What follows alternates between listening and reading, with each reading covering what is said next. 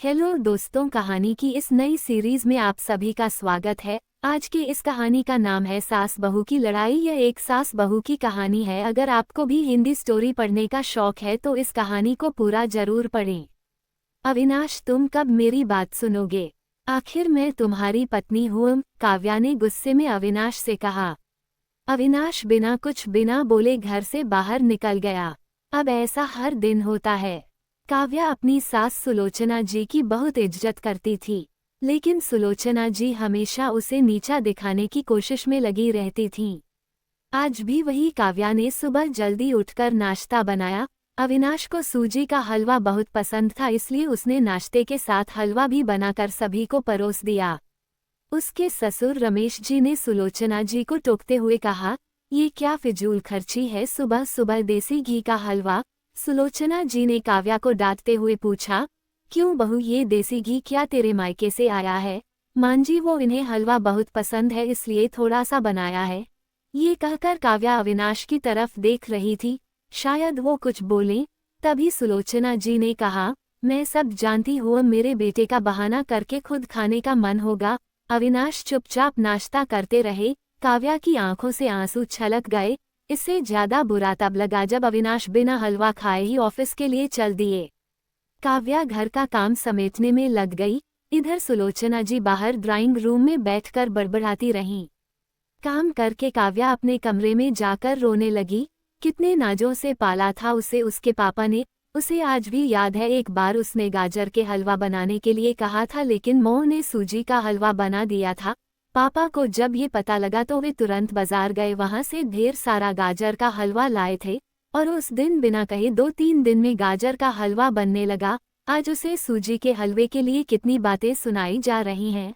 उसे गुस्सा सास ससुर पर नहीं, अविनाश पर था, जो कि कुछ नहीं बोल पाए। शाम को जब उसने अविनाश से शिकायत की तो वो बस इतना ही बोले, इस घर में केवल मौ की पसंद का खाना बनता है, आगे से मेरी पसंद का कुछ मत बनाना। काव्या ने अविनाश से बात करनी बंद कर दी। आखिर क्या कसूर था काव्या का? यही कि वो अविनाश से बहुत प्यार करती है। इसी तरह कुछ दिन बीत गए। एक दिन काव्या ने सुलोचना जी से कहा, मांजी, मैं अपने घर जाना चाहती हूँ कुछ दिन के लिए, अगर आप कहें तो आज ही चली जाऊं।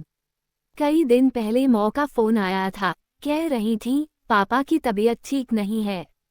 सुलोचना जी, वहाँ जब भी जाती है 1 सप्ताह से वापस नहीं आती। घर का काम कौन करेगा? तेरे ससुर और मेरा बेटा शाम को थक हार कर घर आएंगे, यहाँ उन्हें खाना भी नसीब नहीं होगा। मुझे तो चक्कर आ रहे हैं। मैं खाना नहीं बना सकती। जाना है तो 1 दिन के लिए चली जा।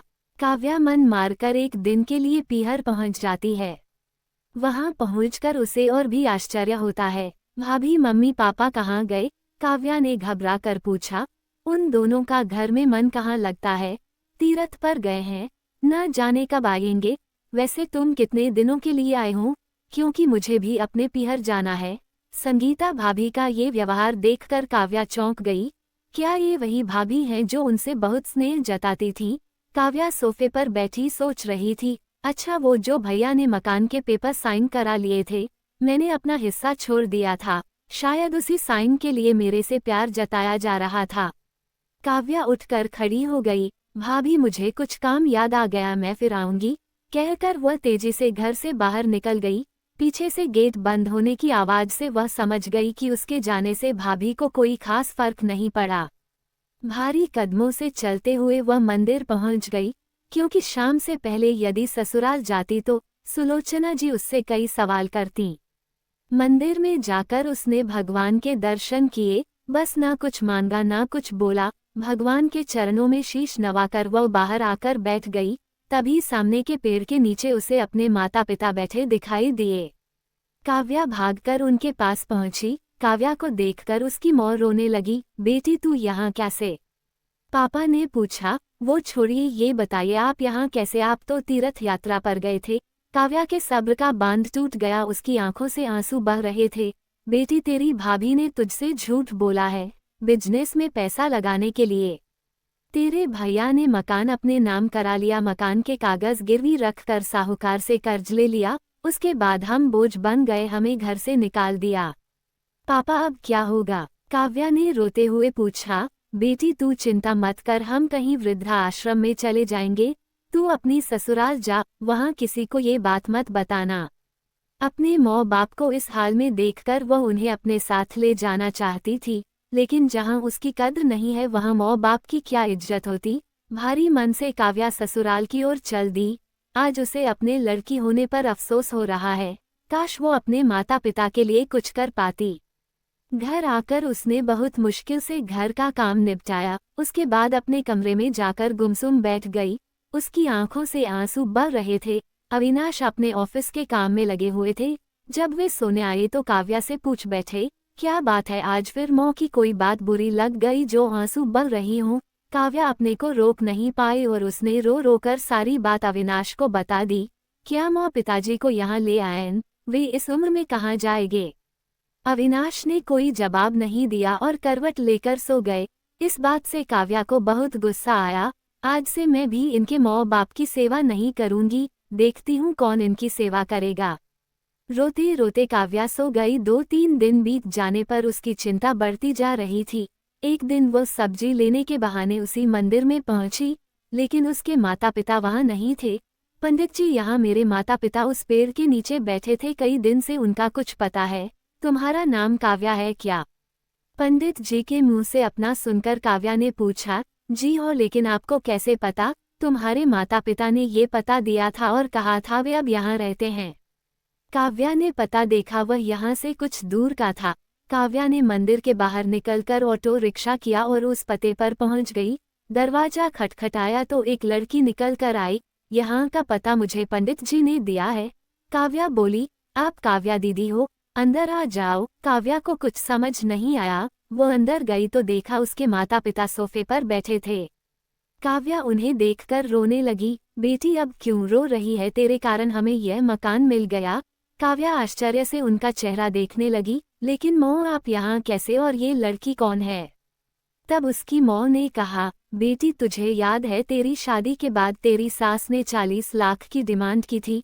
दामाद जी को बिजनेस खोलना था, इसलिए तेरे पिता ने उनकी डिमांड पूरी कर दी थी, जिससे कि तू सुखी रहे।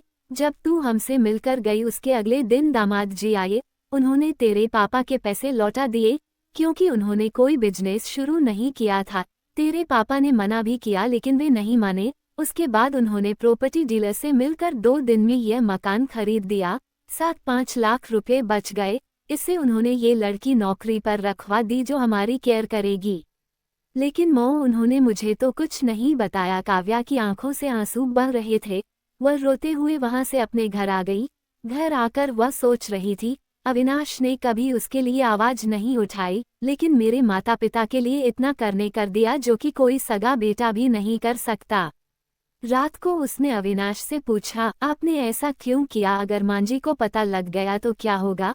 अविनाश का जवाब सुनकर काव्या रोने लगी। अविनाश ने कहा, जैसे तुम्हारे लिए ये माता पिता हैं वैसे ही मेरे लिए भी तो वो माता पिता हैं। मैंने पैसे लेते समय ही सोच लिया था कि एक दिन ब्याज के साथ सारे पैसे लौटा दूंगा, लेकिन जब बिजनेस शुरू नहीं हो पाया तो मैं इन पैसों को अपने पास रखकर सही समय आने का इंतजार कर रहा था। अगर मैं तुम्हारे माता पिता को अपने घर ले आता तो उनका आत्मसम्मान हर दिन उन्हें धिक्कारता।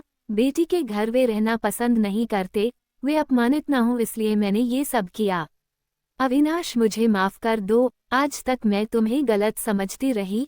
तभी पीछे खड़ी सुलोचना जी बोली, बेटी वह पैसा हमने उधार लिया था, वो तुम्हारे पिता की अमानत थी। मैंने और अविनाश ने पहले ही फैसला किया था कि ब्याज के साथ तुम्हारे पैसे लौटा देंगे। चल अब सो जा, सुबह नाश्ता टाइम पर नहीं बना तो अच्छा नहीं होगा। उनकी बात सुनकर काव्या, अविनाश और सुलोचना जी जोर से हंसने लगे। आज का ये कहानी आपको कैसा लगा कमेंट में जरूर बताएं।